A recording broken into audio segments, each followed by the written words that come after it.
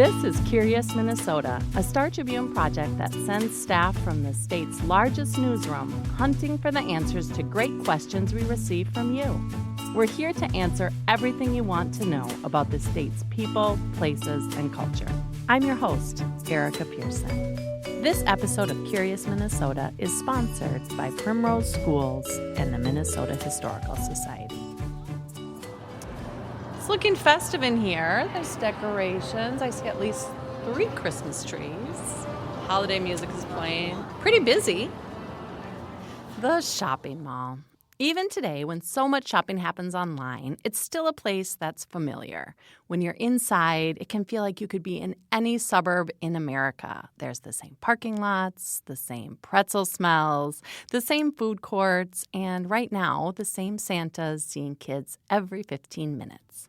But the original shopping mall, the very first modern shopping mall as we think of them today, opened right here in Minnesota nearly 70 years ago. It's called Southdale, and it's in Edina, a suburb of Minneapolis, and it inspired thousands more just like it. We're talking about Southdale today because we got a question from John Scully in Prior Lake. John grew up in southwest Minneapolis, and he said he has a very early memory of the Southdale Mall as a child. He remembers going to the zoo in the basement of the mall to see the monkey. And yes, there was a zoo, there was a monkey, there was even a lion. So John wanted to know more about Southdale's history. So let's get to John's question about Southdale's beginnings. Why did Minnesota become home to the world's first shopping mall? And the answer may be very, very obvious. Blame it on the weather. -2 outside. It feels a lot colder, and I'm just about to go through the automatic doors into Southdale. I'm already feeling a little bit better. And coming on in. Yes, that's better. It's balmy in here. So back in the early 50s, the president of Dayton's department store in downtown Minneapolis, Donald Dayton, commissioned a shopping study, and it found that Minnesota had only 126 ideal shopping weather days a year. So what's an ideal shopping day? Well, if you can imagine walking the sidewalks and going from store to store, it can't be 2 degrees outside. It can't be raining or snowing, sleeting, wintry mix. All of it doesn't work. So the Daytons hired an architect named Victor Gruen. He was born in Vienna, and he had an idea for a new kind of shopping space that would be completely covered, climate-controlled. He wanted it to be 75 degrees all the time. It would have storefronts that faced inward along indoor lanes that all led to a central courtyard. Does that sound familiar? So this is the area that Victor Gruen was thinking of as a town square, with sunlight coming in from skylights.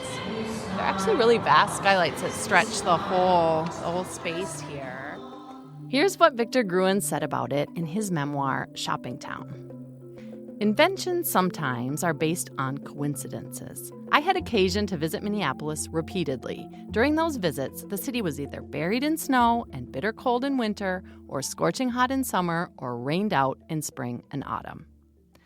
And since the Daytons owned their own department store, they would, of course, be one of the anchor stores in the mall. And then, this was pretty groundbreaking, they invited their competitor, Donaldson's, to be the mall's other anchor tenant. They also invited more than 70 other stores, including a Red Owl supermarket. The mall has always been in the suburb of Edina. But Edina hasn't always been the suburb it is today. When the mall was being built, at that time the area was way out in the country. And when you look at pictures of its construction, you just see fields and emptiness. It's very different than it is today. I wondered how the locals felt about this, so I went to the Edina Historical Society and talked with the interim executive director there. Her name's Mary Agnes Rattel. This call is now being recorded. Mary Agnes told me that the mall had a huge impact on the area. Part of the land that the Southdale Center was built on was actually quite intentionally chosen because post-World War II, Edina was basically an area that had relatively high value homes, but also relatively low taxes. In order to maintain that, commercial development was really important, but the Edina residents didn't always love that because they didn't want all these, corporations coming in and disrupting the neighborhood. Yeah. So the Southdale Center, when they were selecting where to build it, they selected this area of Edina that was still really underdeveloped. It also plays into this big conflict between the rural Edina and suburban Edina. And basically, once the Southdale Center was built, that very much marked the official end of Edina's rural history and its solidification as a suburban community. I found this book called Meet Me by the Fountain by Alexandra Lang, and in it, she tells a history of the shopping mall, and she explains how Southdale went from a groundbreaking idea to a blueprint for other malls around the country. Here's what she wrote. The model that Southdale provided was one of an exurban island with as many civic functions as possible under one roof. Once you had parked in the lot, you could move freely through a variety of environments, and this would be Southdale's biggest coup. You could do it 365 days a year. When I was at Southdale, I talked to a few folks who were walking through and shopping, and I wanted to see if they knew about the mall's history and what they thought of the place. Hi, guys. I'm here from the Star Tribune doing some interviews. Do you have a moment to chat? This is Jason and Gabe. They didn't want to give us their last names.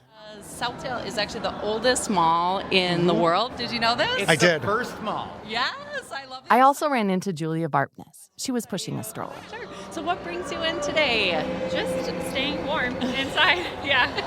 This actually was the first mall in the world. Did you know this? No, yeah. I didn't know that.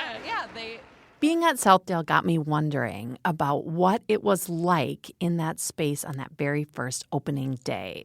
And so I decided to look at some of the newspaper clippings and coverage from that day. We'll get into that after the break.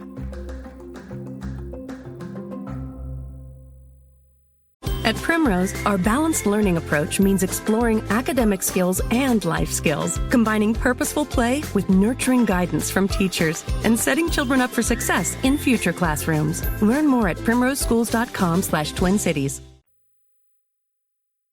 Season 2 of Minnesota Unraveled is here. Join me, Dr. Chantal Rodriguez, as we tug new threads and connect Minnesota's past to right now. New seasons, new stories. Follow Minnesota Unraveled wherever you get podcasts.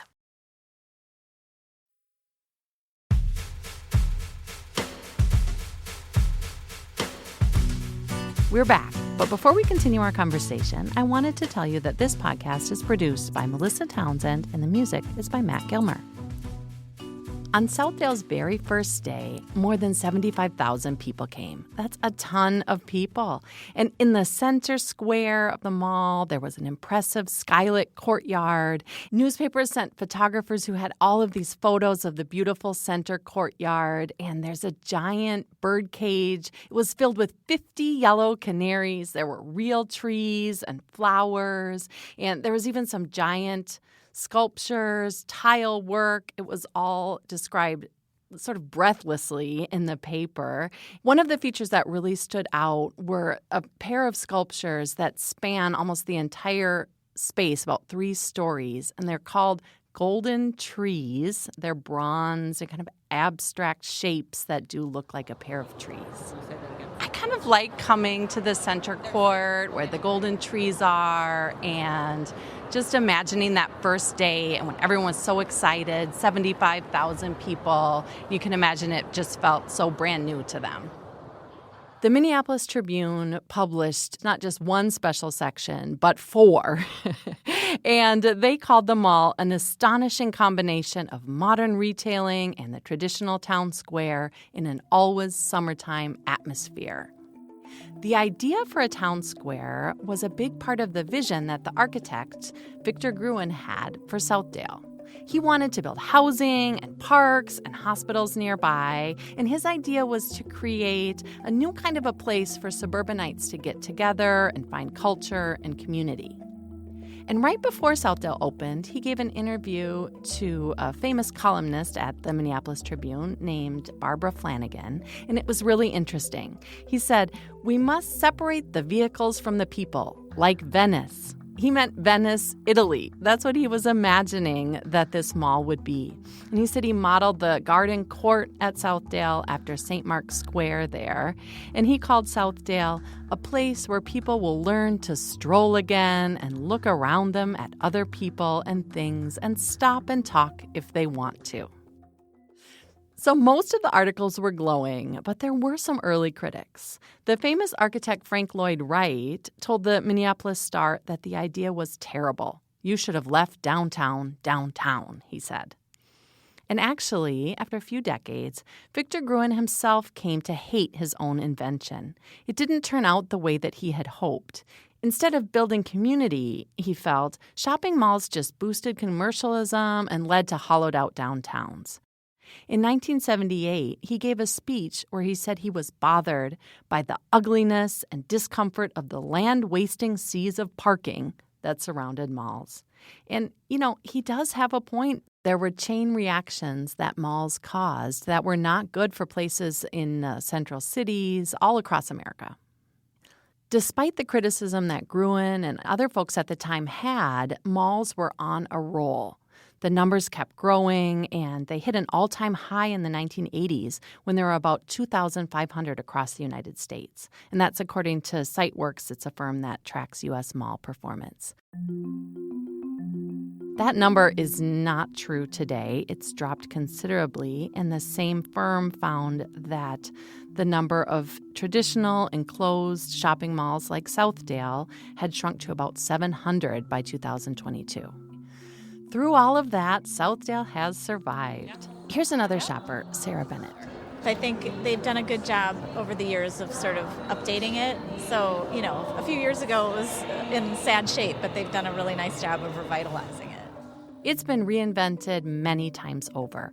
That basement zoo that our caller John remembered closed back in 1967. And today I took a little detour down to the basement, and it's filled with offices, an escape room, a chess club, and a dance studio. The Dayton store was rebranded as Marshall Field's in 2001 and later as Macy's.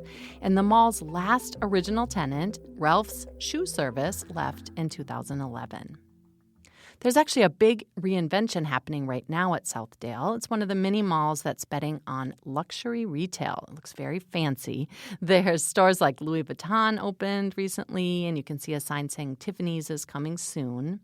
And they filled some of the spaces that were empty. There's now a Lifetime Fitness Club where JCPenney once was, and a Kowalski's grocery store where Herberger's used to be. Jason and Gabe, a couple of shoppers you heard earlier, really like it. We live here, we live in Edina, and it's been nice to see. I literally just said to my husband where it's nice to see all of this newness. Nice to see that they're getting a lot of really cool stores that people actually want to go to. Being the first to, it's kind of like a, what do you call that? Like a renaissance where it's coming back or something? Exactly yeah, totally. Even though so much has changed, those golden tree sculptures are still there in the center court. And in the dining pavilion on the second floor, Dayton's is back, kind of. There's a pop-up Dayton's Holiday Market, and the walls behind the booths are decorated with promotional materials, parking guides, and photos from the mall's 1950s era, giving a glimpse of the days when Southdale made history. Thanks so much to John, who was curious about Southdale. You can read all of our Curious Minnesota stories online at startribune.com. And if you have feedback or a question you'd like us to answer, send a note to curious@startribune.com. Until next time, stay curious.